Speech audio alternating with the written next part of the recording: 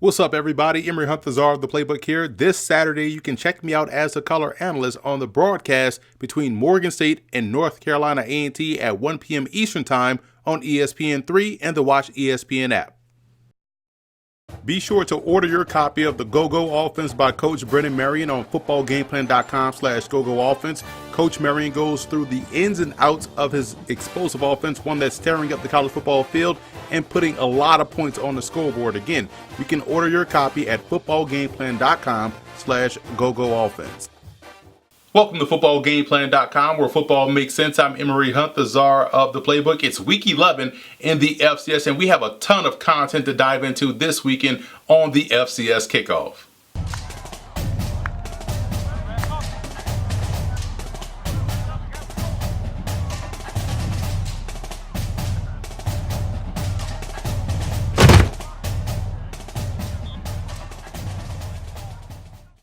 This week's episode on the FCS Kickoff is no different than any other week. We have our 13 conference whip-arounds. We have our Stats FCS Game of the Week preview at the end between Dartmouth and Princeton. But first, as we always do around this time, we love to dive into the key topics and headlines heading into the weekend as we go into our 4-minute offense. And we'll start in our nation's capital, where Howard University announced Wednesday that head football coach Ron Prince has been placed on administrative leave pending the outcome of an internal investigation into reports of verbal abuse and mistreatment of his players. Now, the university opened up this investigation early last month after parents and several players made accusations of abuse to HBCU game day. Some players, including starting QB Kalen Newton, departed from the team, which has now a 1-8 record. Aaron Kelton, former head coach of Williams College and also coached down at Shorter in Georgia. He's the director of football operations for Howard. He will serve as the team's interim coach until Prince returns from administrative leave.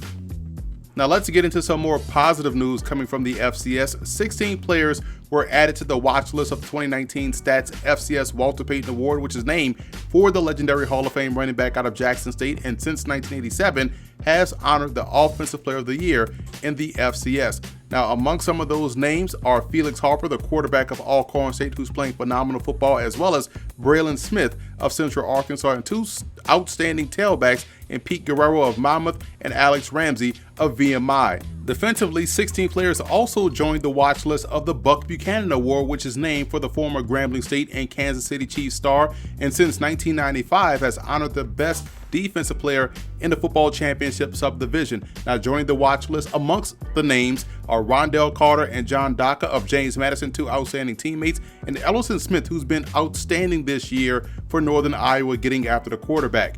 Moving on to the Freshman of the Year, which is the Jerry Rice Award. This award has been given since 2011 for the FCS Top Freshman Player of the Year. There are 24 nominees that were added to the list, but some names of note: cornerback Omar Brown of Northern Iowa, another outstanding player who has 52 tackles, 3 TFLs, and 5 interceptions, as well as 3 pass breakups.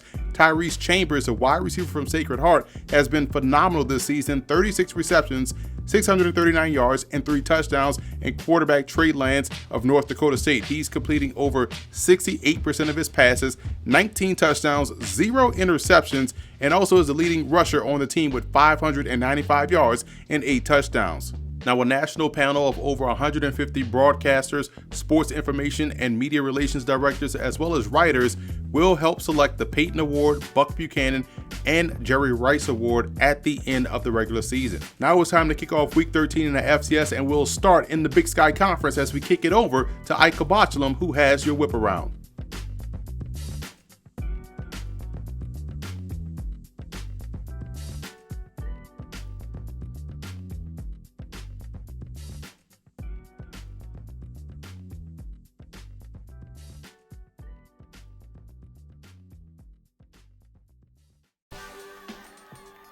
I'm Ike Abuchalam, and this is your football game plan Big Sky Conference whip around. Back in at the top of the conference standing this week is Weber State. Channeling their form from last season, the number 3 ranked Wildcats defeated a tough conference opponent in number 6 ranked Sacramento State last Saturday. This win was their 6th in a row and an impressive feat at any level of football. But what is their key to their success? Offensively, the Wildcats get things going on the ground. They have a stable of running backs that get the job done. Led by sophomore Josh Davis, who has 867 yards and 9 touchdowns on the ground, the Backs have accumulated 1,659 yards rushing so far this season with 24 scores on the ground. Junior quarterback Jake Constantine is the leading passer for the Wildcats with 1,040 yards and 5 touchdowns through the air. They may not put up the same amount of points as a team like Sacramento State, but their defense more than makes up for that. Defensively, the Wildcats are an elite unit. Ranked number 20 in points per game, the unit is stout, particularly against the run. They're ranked 21st against the run, which sets up a favorable position to defend the pass. The evidence of this shows up when you look at the sacks and tackle statistics. The unit has 26 sacks on the season, led by redshirt sophomore George Tarlis with 6. Junior safety Preston Smith and sophomore linebacker Noah Vea have the most tackles with 53 and 51 respectively. Through 9 games, the defense has only allowed 19 touchdowns against them, good for 13th in the nation. If the Wildcats can continue to play so well defensively, they'll have a great chance of winning the conference once again and making some noise in the playoffs.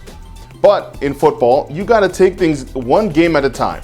And with only a few games left in the season, each is more significant than the last. Next up for the Wildcats is the number 22 ranked North Dakota. Can they keep the win streak alive? Tune in next Saturday to find out. This has been the Football Game Plan Big Sky Conference Whip Around. I'm Micah Buchalam.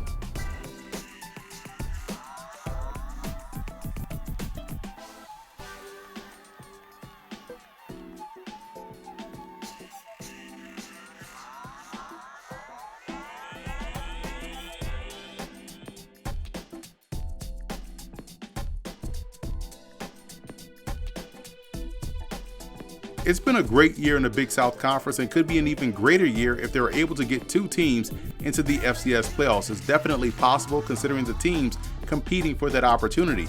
Obviously, they'll have their auto bid, which is the playoff start today, would be the Monmouth Hawks, who are undefeated at 4-0 in Big South play, having knocked off KENNESAW State last weekend. The Owls are still very much in the mix as they are ranked 15th in the country and have only 1 FCS loss on the season. The team to keep an eye on would be the surprising Campbell Camels, who are 6-2 on the year, 3-1 in conference play with both Monmouth and KENNESAW left on the schedule. So it could be a situation where 2, maybe 3 could find themselves playing postseason football this season. But regardless of the postseason outcome, this regular season in the Big South Conference has definitely been a fun one to watch.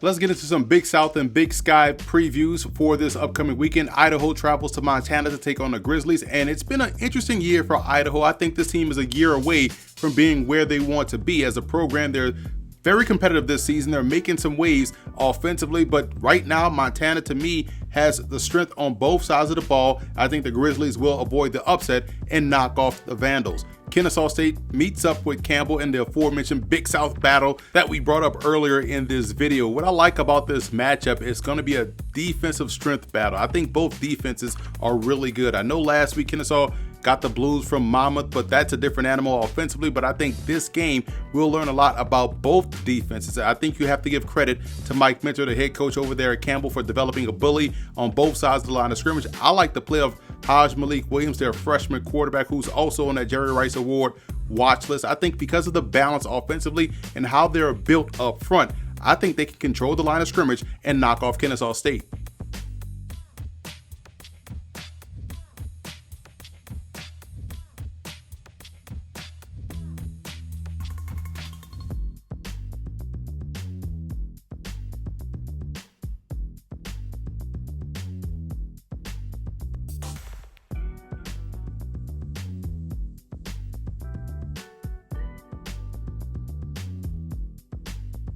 As we get closer and closer to the end of the regular season, the games start to mean more and more.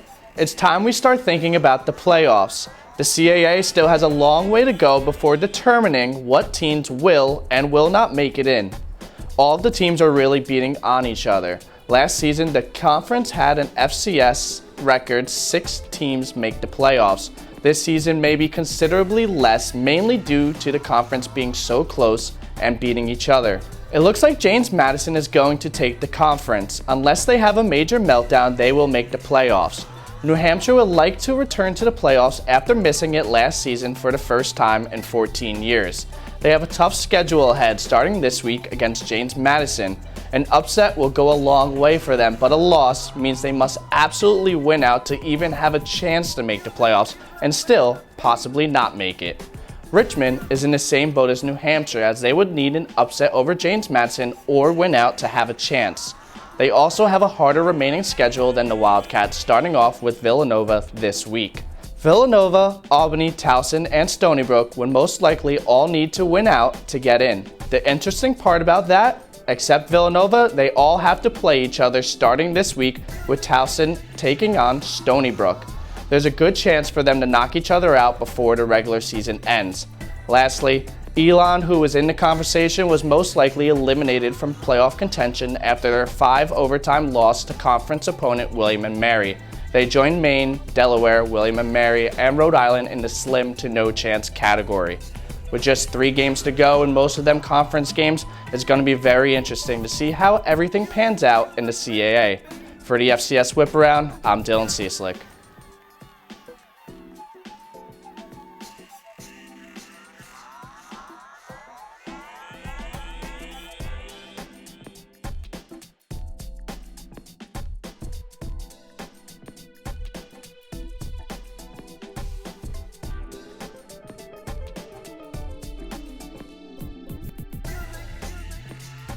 How's it going out there? I'm Zachary Morgan here with your Ivy League Whip Around. After an ending so crazy that the cameraman couldn't keep up with it, Dartmouth managed to just barely escape Harvard with their undefeated record intact on a wild last-second Hail Mary play at the end of the game, and this week they get the matchup they've had circled all year exactly how they would have wanted it. The number 10 ranked Princeton Tigers with both squads still unbeaten.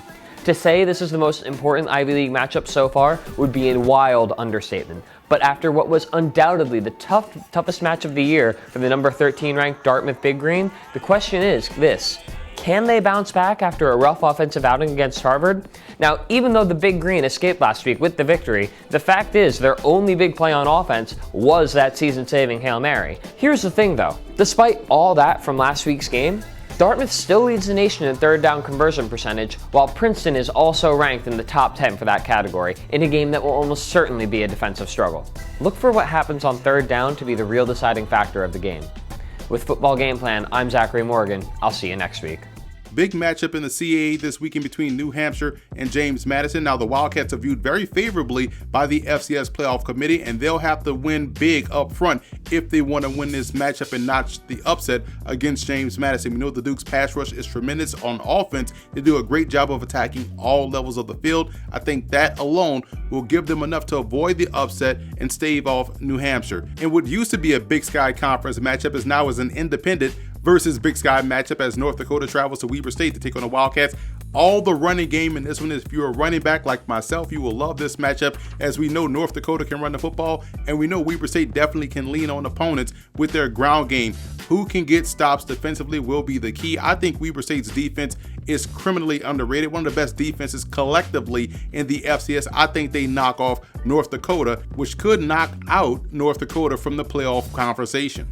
Over in the Ivy League, I'm pretty sure there's a big game this weekend being played at Yankee Stadium, but right now, no one is talking about the Yale Bulldogs, who are still in play for the Ivy crown, depending on the outcome of that Dartmouth-Princeton game that we'll talk about later. So right now, they can't slip up against a Brown Bears team that can put points up on the board, but when you look at an offense versus a great defense, you have to side with defense, and I will side with Yale's defense in this matchup as they'll get the win over the Brown Bears.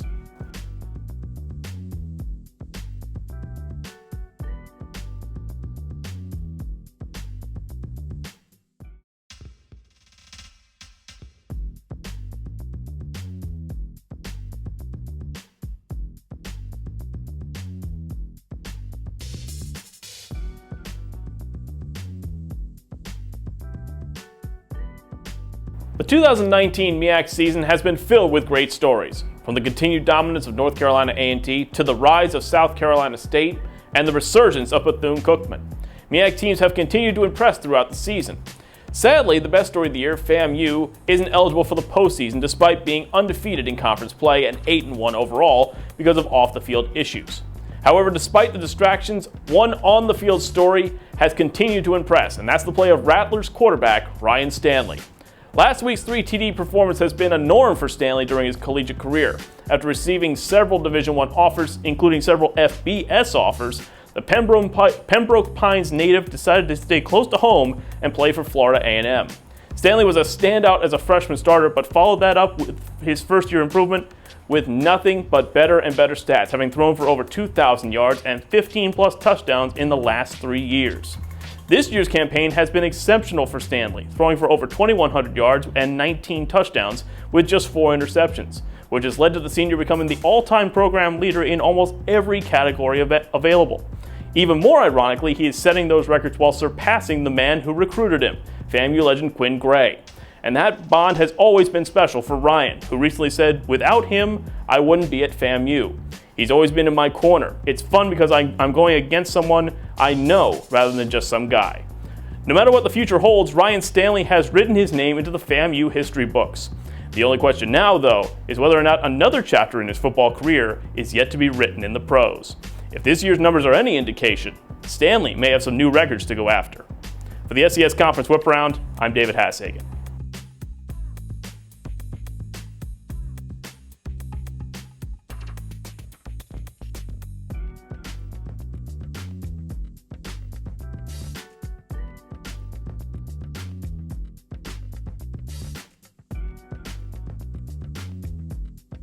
Welcome to Week 11. Even though the season is winding down, things are heating up in the Missouri Valley as we have yet another huge ranked matchup this week as number 11 Illinois State travels to Brookings, South Dakota to take on the number 3 Jackrabbits. And the player to watch in this game is Redbirds running back and Stats FCS Walter Payton Award nominee James Robinson.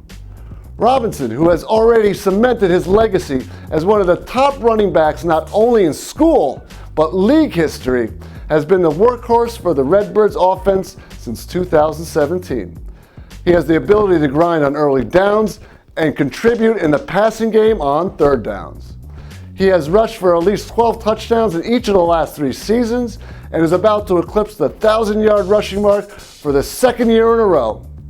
In this season alone, he is averaging 107 yards per game through the first 9 games, including performances of 146, 150, 178, and 180 yards, and has already surpassed his rushing TD total for a season with 14.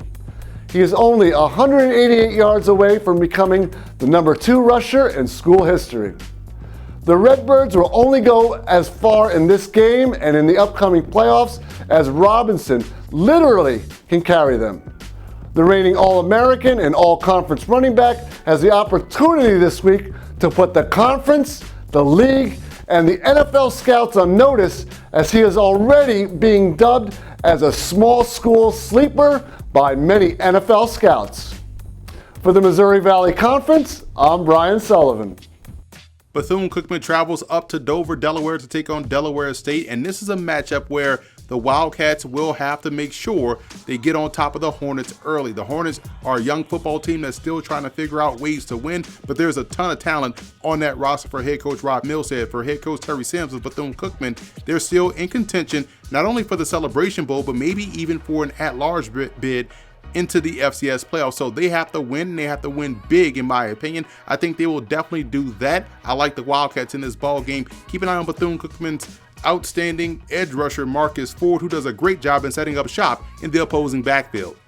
And we have a huge matchup in the Missouri Valley Conference between Illinois State and South Dakota State, and the Redbirds, in my opinion, are in must-win mode. They can't afford any of the losses on the season, as they could be in danger of missing the FCS playoffs completely. And it'll be up to South Dakota State, if they want to win this ball game, to slow down James Robinson and make Illinois State beat them throwing the football. I think we'll see the Jackrabbits defense be up to the task. I like them to get the win.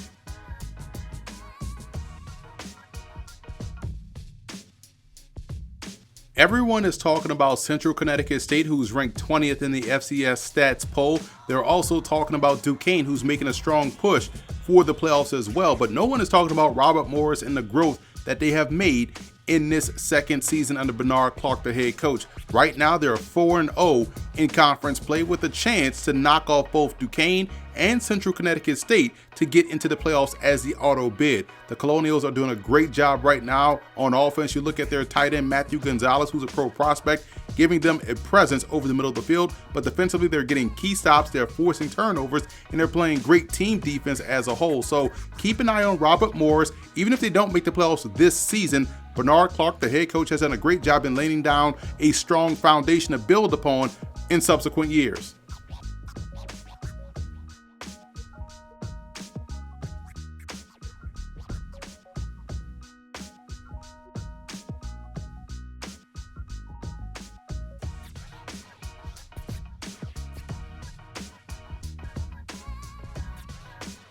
Hey guys, Jennifer Matiwaika here with your OVC Whip Around, and it's all about UT Martin. Let's go Skyhawks. The now nationally ranked team is still holding on strong to that bid and taking the conference.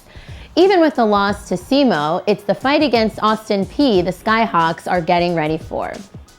This is the first time since September 25th of 2017 that 3 OVC teams have been nationally ranked. As if there isn't enough good news coming from Martin, Tennessee, their very own Cecil Cherry has been named FCS's Defensive Player of the Week. The grad student from the Gambling State and linebacker for the top standing team came off the bench to record a season-high 14 tackles and 5 quarterback hurries against its first-ranked opponent, Jacksonville State, winning that game 22-17. In that same game, during JSU's last 2 drives, Cherry had 4 tackles, 3 QB hurries, a tackle for loss, and a half sack. He had 1 other tackle for loss in the Skyhawks' first win over JSU since 2013. But Cherry wasn't the only one feeling the warmth of the spotlight. Teammates John Backus II and Terry Williams were also highlighted as OVC Players of the Week. Backus accounted for 268 yards of total offense and 2 touchdowns as UT Martin topped number 18 Jacksonville State, marking its first win over the Gamecocks since 2012. The redshirt freshman completed 18 of 32 passes for 245 yards and a touchdown and rushed 8 times for 23 yards and another score. Backus completed 3 passes over 25 yards, including a 26-yard touchdown to Colton Dowell. His rushing touchdown came on a 10-yard run earlier in the second quarter to put UTM on the board. Backus currently ranks 22nd nationally in passing yards per completion. It marks the second time this season he has been named OVC Offensive Player of the Week and 3rd OVC Newcomer of the Week. Fellow Skyhawk Terry Williams returned a punt 65 yards for a touchdown late in the third quarter to give UT Martin a lead for good in the contest. It marked his 2nd punt return for a touchdown this season, making him the only Division I player for both FBS or FCS with multiple punt return scores this season. For the game, Williams averaged 28.3 yards on 3 punt returns, and for the season, he ranks 4th among FCS players with an 18.7 punt return average. Williams also caught 7 passes for 52 yards to finish with 137 all-purpose yards. With the win against Jacksonville, Skyhawks coach Jason Simpson marks his 86th win in his 14-year term, surpassing Hall of Famer Bob Carroll's previous record of 85, making Simpson the program's most all-time wins leader. Simpson responded to the honor by saying, "I don't care how many games I am the head coach and win. I am just in his shadow and I'm proud of that." And that's your OVC Whip Around. I'm Jennifer Matiwaika, and I'll be seeing you next week. Duquesne takes on Robert Morris. We talked about those guys earlier. They have a tough task in this ball game. Do the Colonials, because you look up front, Cam Carter, outstanding defensive lineman for Duquesne, does a great job in owning the line of scrimmage, and it'll be up to Robert Morris to find ways to get him blocked up front. On offense, you look at the Colonials' ability to throw the football down the middle of the field with Gonzalez, the tight end, but can they attack that perimeter? I know Duquesne has some excellent corners that could make that very difficult. I do like the Dukes to win this ball game. Robert Morris is a year away from being where they want to be in this conference, in my opinion. The OVC is just as wild as the Big South right now. You have a bunch of teams vying for a couple of playoff spots, in my opinion. We'll start with UT Martin taking on Austin Peay. This game will be won with the running game. I like how both teams are able to attack downhill with their running game. UT Martin has done a great job all season long playing with balance.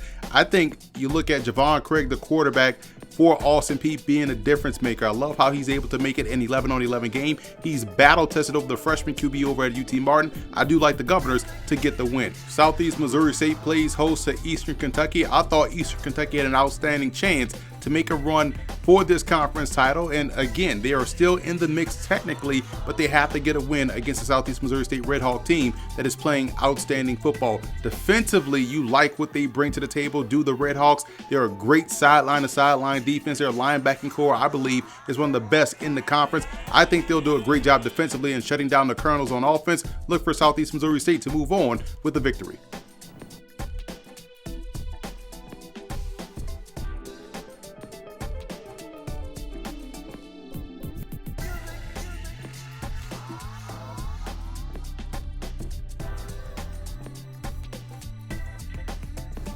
What is up, Patriot League people? I'm Scott Schertzen. Sometimes in sports, it's about being hot at the right time.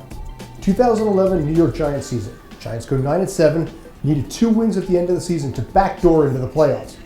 Eli's regular season has a quarterback rating of 92.9, 29 touchdowns, 16 picks, decent season. In the playoffs, 9 touchdowns, 1 pick, 103 rating against a 14-2 Green Bay team in Lambeau, 13-3 49er team in San Fran, and a 12-4 Patriot team in the Super Bowl. Players getting hot at the right time. Dominic Kozier, senior running back from Holy Cross, has gotten hot at the right time. Last week, the Crusaders took on a Lehigh team on a 4-game win streak and won on the road 24-17, a matchup that was probably going to determine the Patriot League championship. Kozier ran for 190 yards, which is the high watermark of the season for the Patriot League this year. First 4 games of the season, Kozier averages 2.7 yards a carry. Holy Cross goes 1-3. Last 5 games, 7.6 yards a carry. Crusaders go 4-1. Getting hot at the right time. You saw the standings. Holy Cross is 3-0 in conference and in first place with a half-game lead over Lehigh. The magic number is 3 now. Any combination of a Crusader win and a Mountain Hawk loss, totaling 3 in 2019, has its Patriot League champ. A bonus stat for you. In 3 conference games, Dozier has averaged 148 yards rushing, which is huge stats considering the last 3 games of the season are in conference. On the road this weekend and next against Lafayette and Fordham, then home for the last game of the season against the Hoya team that's suddenly circling the drain. If they make the playoffs, that could prove to be a stat that's going to prove absolutely vital, but for now the key is just getting there. Getting down to the wire, for the FCS Patriot League Whip Around, I'm Scott Schertzen. Stay awesome.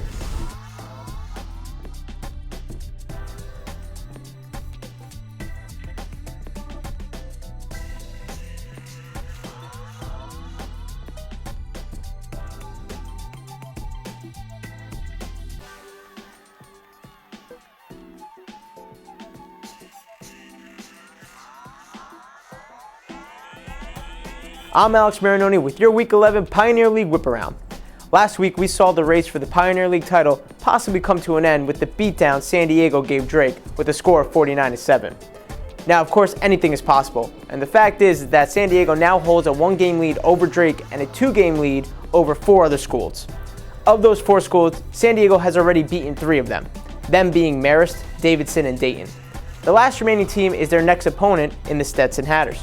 The Hatters sit at 3-2 in the conference, but what separates them from the other top teams in the conference is that they may have the only other offense who could keep up with San Diego. The Toreros offense has answered the call against all of the top defenses in the Pioneer League, but they have yet had to play an offense who can move the ball as well as them. How close is Stetton's offense exactly? Well, San Diego currently sits as the number 3 offense in all of FCS with 487.4 yards per game. Stetson's offense? Well, they currently have the number 4 offense in the FCS with 482 yards per game. Now, we all know that San Diego's offense runs through quarterback Reed Sinnett. Sinnett leads the conference with 2,604 passing yards, 26 passing touchdowns, adding 3 scores on the ground. Of Sinnett's 2,600 yards, the majority of it has gone to receivers Michael Bandy and Dalton Kincaid, who have reeled in 929 and 626 yards respectively. Yes, that passing attack can be well spread at times, but over 1/2 of the total passing yards have gone to these two. Now, not saying that San Diego can't run the ball, but their leading rusher, junior Emilio Martinez, just has 442 yards on the ground for the year. San Diego relies on the air attack for all of their offense, and so far this season, they haven't had to rely on that run game for long stretches of time. This, however, is where them and Stetson differ. The Hatters' offensive attack is a little bit more balanced. Senior quarterback Gavin DiFilippo has thrown for 1,687 yards and 17 touchdowns, and has also added 343 yards and 4 touchdowns on the ground this season. Speaking of the ground attack, freshman running back Jalen Leary is second in the conference with 813 yards and 7 touchdowns, and sophomore running back Jareem Westcott has 490 yards and 5 touchdowns, as well as 12 receptions for 105 yards and a score in the air, giving the Hatters 2 rushers greater than San Diego's lead man. However, in the receiving game, San Diego's 2 lead men blow the Hatters' top guys away, but DiFilippo does a nice job of spreading the ball around, as 9 different players have double-digit receptions so far this season. The leading receiver for Stetson is junior receiver Justin Jordan, who has reeled in 33 balls for 425 yards and 4 touchdowns. As you can see, these are 2 very dynamic offenses that put up a lot of yards week in and week out, but do it in much different ways. Now, we keep saying that it's going to take the conference's best defense to stop this San Diego team, but so far that blueprint has failed. Maybe the Stetson Hatters have the recipe to defeat the San Diego team that has not lost a conference game in 3 years. An offense that is just as explosive with a rushing attack that has the capability to dominate the time of possession could be what it takes to take down the San Diego powerhouse. The last wrinkle that could factor in as an advantage for Stetson is that the Hatters will be hosting this game. Of course, the home team normally has the edge, but against this San Diego team, it could be a big one. Believe it or not, the Toreros this season have been outscored by 22 points in the first half of all their road games. This is a team that, when forced to travel, have a long way to go considering that their conference plays in the Midwest and the East Coast. Because of this, it has led to some slow starts, and up against an offense like Stetson, coming out flat could put them in a big deficit. Now, in the second half of those games, they have outscored their opponents by 36 points. This is something big to look out for. If San Diego comes out flat, you know they'll step it up later in the game, but will they put themselves in a big enough hole that they can't climb out of? This will be a fun one, and realistically, the last chance the Pioneer League has at dethroning the Juggernaut. One thing is for certain, whatever the over-under is set for this game, I'm taking the over. For the Pioneer League, I'm Alex Marinoni. Holy Cross can continue to put themselves in great position to tie up that Patriot League title with a win against the Lafayette Leopards. Lafayette, a young football team, and again, there's talent on that roster. They just have to find a way to play consistent football for 4 quarters. You talk about Dominic Cozier, the outstanding tailback, do-it-all tailback for Holy Cross, running behind that massive offensive line. They're well built up front. Coach Bob Chesney has done a great job in his second year with this program. I don't think they'll have a slip-up in this one against the Leopards. I like Holy Cross. Over in the Pioneer League, a big-time battle between San Diego and Stetson. Stetson can go a long way in improving their chances to not only win this conference, but make a serious statement in the rest of the Pioneer League if they're able to upset San Diego. You look at what the Toreros bring to the table, still an outstanding passing game. Michael Bandy is one of the best receivers in the FCS. Stetson right now on defense will have their hands full in defending the downfield vertical passing attack of the Toreros. I do like San Diego to roll on and get the victory.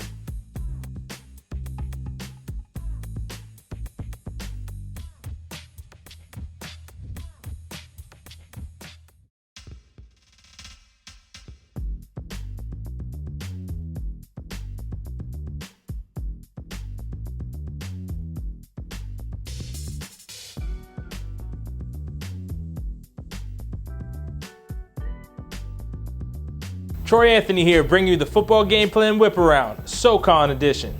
The Southern Conference had some great matchups last weekend, one of which being a shootout where Western Carolina got the job done against VMI. Western Carolina had 2 players of the week in the SoCon from this outing.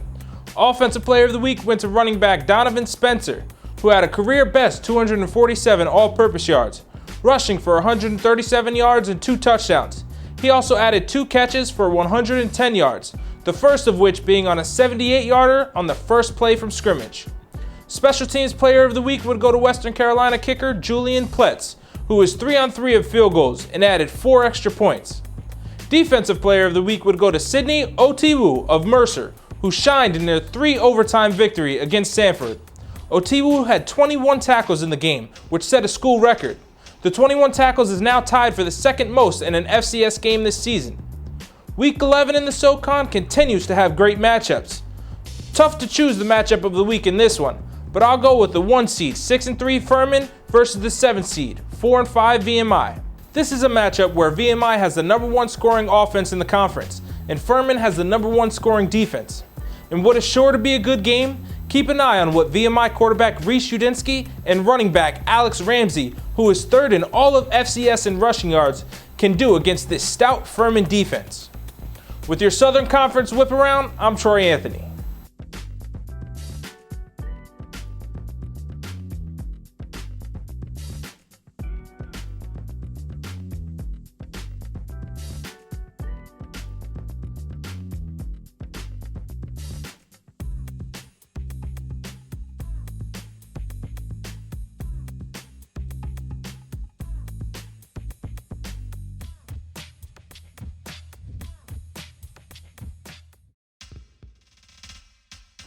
I'm Dan McGillicuddy for Football Game Plan and the Southland Conference Week 11 Whip Around.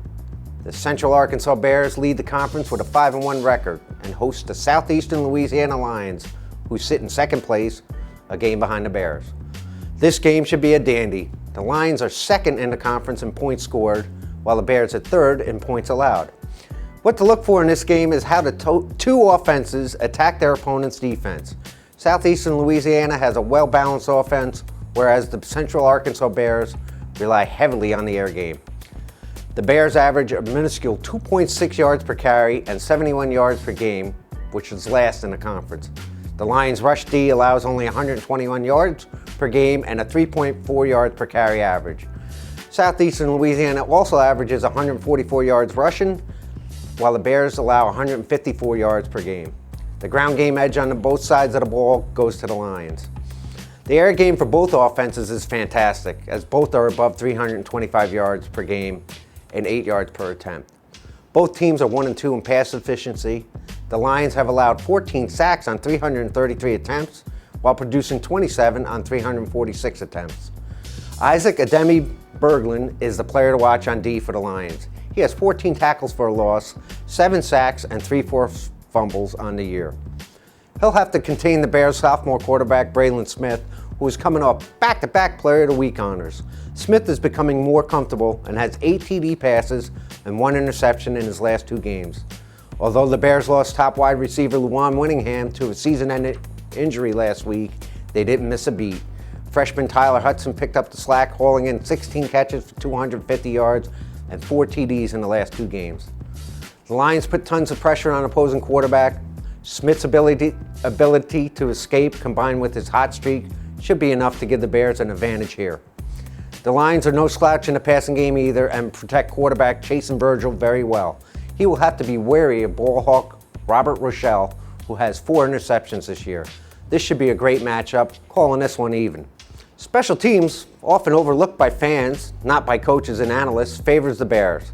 They have the edge in this category over almost every team in the conference. The Bears need to get off to a quick start as they did last week. They can't rely on being the comeback kids every game or it will catch up to them. Having a home field advantage should provide enough of a push to give them a win over a very good Southeastern Louisiana Lions team. I'm going with the home team in another close one, 37-34. That's a wrap on Week 11. For Football Game Plan, I'm Dan McGillicuddy. Enjoy the games, everyone. Over in the SoCon, you have an interesting matchup between Wofford and Mercer. I love the way Mercer competes. They're playing hard for Coach Bobby Lamb each and every week. They have a tough challenge this game against that option attack of Wofford. Plus, their defense, I still think, is very underrated. I do like Wofford to win this ball game. They'll take care of business and continue to strengthen their case for an at-large bid in the FCS playoffs, maybe even an outside chance at that SoCon title. This is a big game in the Southland Conference as well between Southeastern Louisiana and Central Arkansas. And if you're the Lions, you really need this football game to get back in the mix of that playoff conversation. This was a team that lost a game earlier in the year due to weather between them and Bethune-Cookman. That would have been an interesting matchup and one that Southeastern Louisiana wish they could have back because they're going to be without an extra game on their schedule. If you're the Bears, you have to avoid the upset here. Southeastern Louisiana does a great job in pushing the ball downfield. I think defensively they do a great job up front and applying pressure, but Braylon Smith, the quarterback for Central Arkansas, is playing out of his mind right now. That's why he's on that Walter Payton Award watch list. I think they'll keep the Lions at bay and get the victory.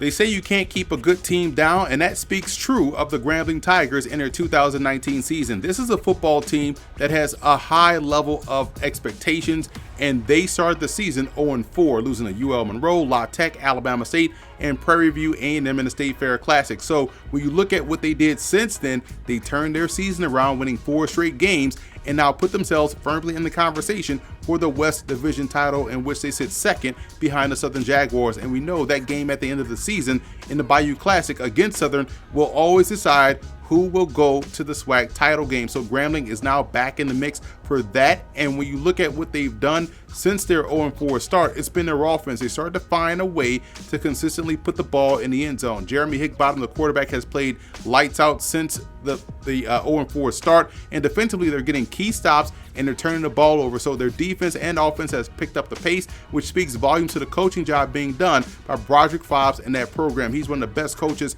in the FCS, in college football in general, and he has turned around his alma mater and now has Grambling with their sights set on winning the West and getting back to the Celebration Bowl, hopefully this season.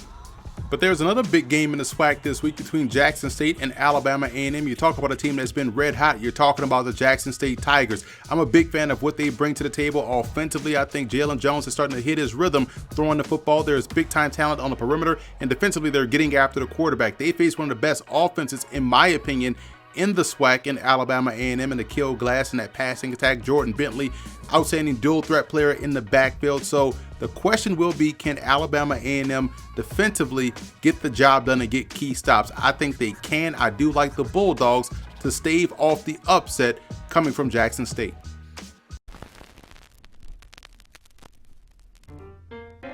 I think that the main reason to choose HBCU is for the family atmosphere. The guys are going to get the core values that their parents taught them, that their family members tried to raise them. You'll have a close-knit atmosphere. You'll actually have guys that care about you as a person. So I think that's the main reason for choosing the HBCU.